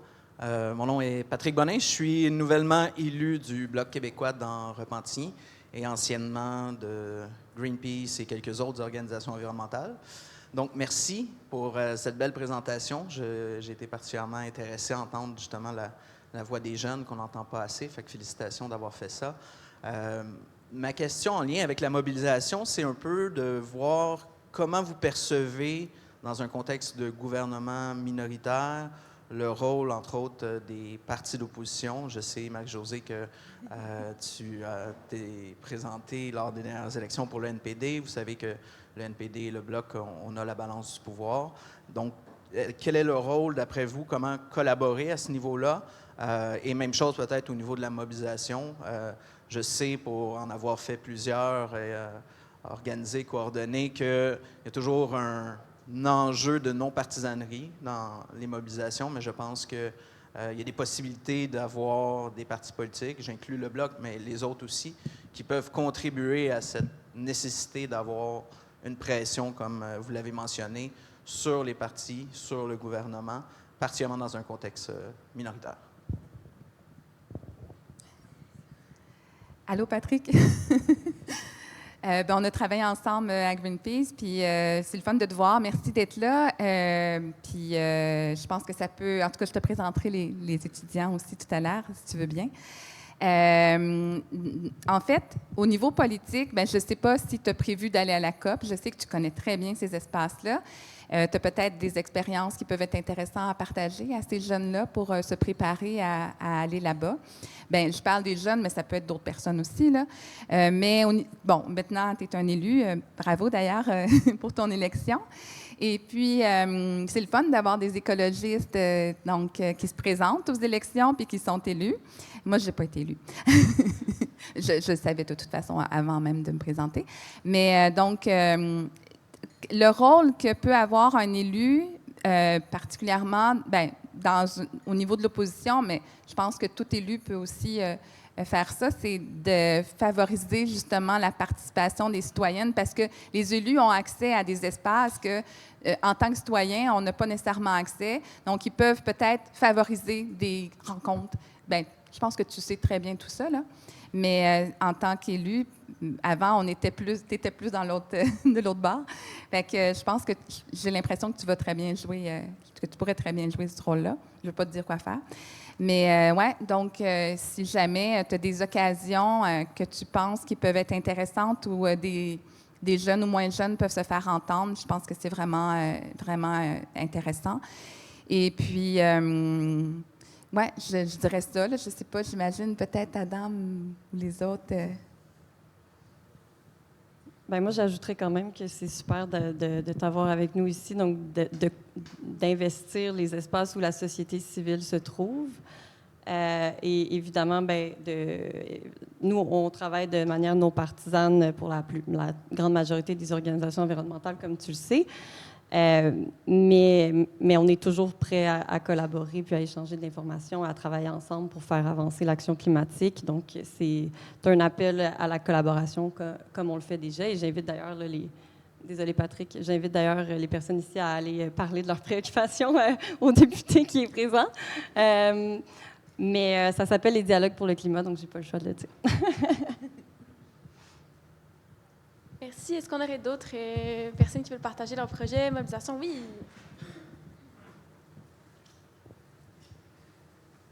Bonjour, mon nom est Miguel Gonzalez, je suis journaliste environnemental. Plus qu'une question, c'est une invitation. Moi, je m'occupe surtout du financement pour le climat et la biodiversité. Et c'est une invitation parce que même si c'est ces espaces antigouvernementaux, on fait beaucoup de plaidoyers auprès des autorités, on fait beaucoup de plaidoyers auprès des organisations de la société civile, mais on oublie des fois les secteurs privés, les entreprises qui, eux aussi, ont une place très, très, très importante. Donc, j'invite les délégations de jeunes et des autres acteurs qui seront là. Les COP, c'est aussi j'étais à la COP 16 à Cali, et c'est un moment où il y a plusieurs acteurs, pas seulement de l'industrie des industries fossiles, mais des autres industries qui seraient intéressées à entendre la voix des jeunes, à entendre la voix de la société civile. Et des fois, même si ça part pas d'une très bonne volonté, les choses peuvent bouger des fois plus rapidement dans certains secteurs du secteur privé. Voilà.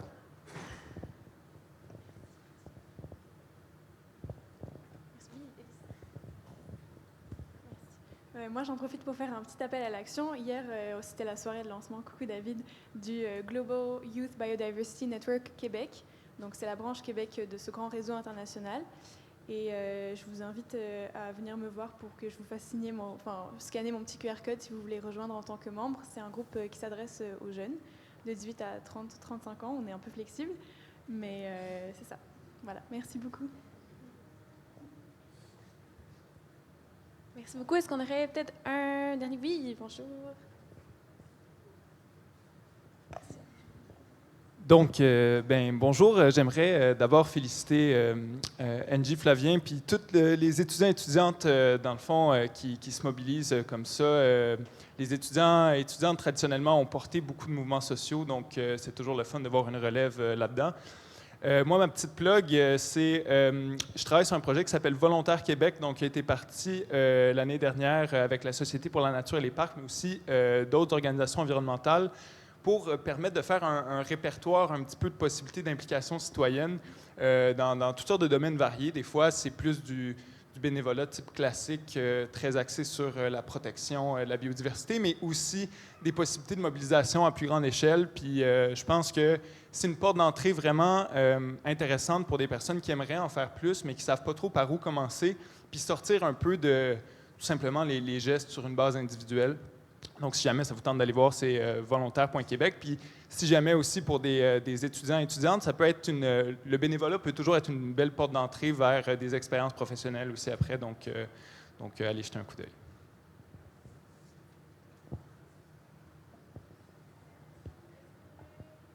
Pas d'autres mains levées. Parfait. Dans ce cas-là, je vais juste continuer, vu que le temps file, avec la dernière portion des allocutions. On aura l'occasion, après les dernières allocutions, de continuer à discuter autour d'un café avec nos panélistes. Donc, je tiens encore à vous remercier. Merci beaucoup, Andréane, Marie-Josée, Adam, Angie et Flavien, pour votre beau partage.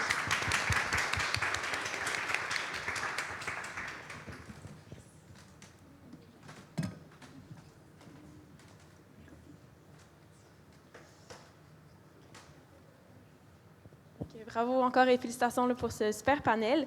Je ne vais pas prendre trop de votre temps. Je vais juste faire un mini retour. En fait, on a parlé des mobilisations qu'on a dans la salle ici. Du côté des dialogues, sachez qu'on travaille fort pour préparer la prochaine édition déjà. Donc, ce serait déjà la 5e édition des dialogues pour le climat. Je veux aussi d'ailleurs remercier les personnes qui ont pris le temps de non seulement participer évidemment à nos événements, mais aussi de répondre à nos sondages et de nous donner votre avis. Sachez que votre opinion est importante pour nous et qu'on vous écoute. On est notamment en train d'explorer un nouveau format pour approfondir et faciliter les échanges pour la prochaine édition, donc avec notamment des dialogues de rapprochement. Les dialogues pour le climat ne seraient aussi évidemment pas possibles sans la contribution des organisations membres de la coalition. Donc, je parle ici de la Fédération des travailleurs et travailleuses du Québec, Copticom, Oxfam Québec, le projet de la réalité climatique Canada, l'Université de Sherbrooke et le Climatoscope, le réseau Action Climat Canada, Environnement Jeunesse, la Fondation David Suzuki, l'Université de Montréal et le Centre d'études de coopération internationale. On a aussi la chance d'avoir comme partenaires financiers la Fondation familiale Trottier, les Fonds de solidarité FTQ, le CECI, CANRAC, la Fondation David Suzuki, le Havre Jeunesse, l'Université de Montréal, la Caisse d'économie solidaire des Jardins, ainsi que la Maison du développement durable, que je tiens encore à remercier là, pour leur accueil ce matin. Et c'est grâce à ces partenaires, en fait, que les dialogues demeurent gratuits et accessibles à tous et à toutes. Donc, aussi, sachez qu'on est toujours ouvert aux nouveaux partenaires. Donc, si c'est quelque chose qui peut vous intéresser, vous ou votre organisation, n'hésitez pas à venir nous parler à ce sujet. Et finalement, en parlant de partenaires, ça me fait plaisir d'accueillir David et Océane, directeur général des ateliers pour la biodiversité, pour nous parler de ce qui s'en vient du côté des dialogues pour la biodiversité. Merci beaucoup, Agathe. Je ne prendrai pas beaucoup de votre temps. Juste un peu comme Andréane disait, les dialogues, ce n'est pas seulement pendant les COP. Nous, avec la biodiversité, il y a quand même quelques grands événements qui s'en viennent. D'ailleurs, hier, Elsa le mentionnait, il y a eu la Journée internationale de la diversité biologique et le lancement de Given Québec. Donc, on avait le secrétariat qui était avec nous pour parler du suivi des engagements. D'ici la fin de l'année, en fait, il faut savoir qu'il y a des intercessions. Donc, il n'y a pas une COP cette année. La COP 17 aura lieu en Arménie l'année prochaine. Mais cette année, on a quand même la première fois que l'organe subsidiaire des peuples autochtones et les communautés locales se rencontrera. Donc, justement, ce groupe-là que Marie-Josée a mentionné tantôt va se rencontrer pour la première fois cette année. Même chose aussi au niveau du SAPSTA. Le SAPSTA, juste pour dire, c'est que cette année, on va être déjà à mi-parcours de la COP 15. Si vous vous rappelez, on est jusqu'en 2030 pour mettre en œuvre ce grand cadre. Donc, l'année prochaine, pendant la COP 17, il va falloir faire un peu un bilan et dire est-ce qu'on est rendu à la bonne place. Donc, on a eu la stratégie canadienne, on a le plan nature, mais maintenant, il faut s'assurer justement que c'est livré. Fait que l'année prochaine, à la COP, il y a ça. Donc, cette année, les intercessions vont se pencher beaucoup sur ça. Puis la dernière chose qu'on va avoir un petit peu de l'événement aussi en travers, on a le congrès de l'UICN. Pour ceux qui connaissent l'UICN, évidemment, ce n'est pas lié directement au COP, mais c'est une des chaises de la COP, très connue en conservation, font beaucoup de recommandations. Puis on a le congrès cette année justement sur la conservation, les solutions nature, mais aussi les transformations économiques là, qu'on sait qu'on doit faire avec ça. Fait que suivre la page, évidemment, des dialogues, du climat et de la biodiversité. Merci beaucoup, Agathe. Merci, David. Et pour conclure, un message de France. Merci tout le monde d'avoir été présent. C'était vraiment inspirant et mobilisant de voir tous les gens présents ici en vue de la prochaine COP, le chemin vers Belém qui s'en vient. Super intéressante, la perspective jeunesse aussi avec le panel. Donc, je vous remercie tous d'avoir été présents. Je vous invite à rester pour continuer à réseauter et puis continuer à nous suivre sur les médias sociaux, comme disait David. Dans le fond, vous pouvez voir c'est quoi les prochains événements des dialogues pour le climat et de la biodiversité. Et je vous remercie encore et à très bientôt. Merci.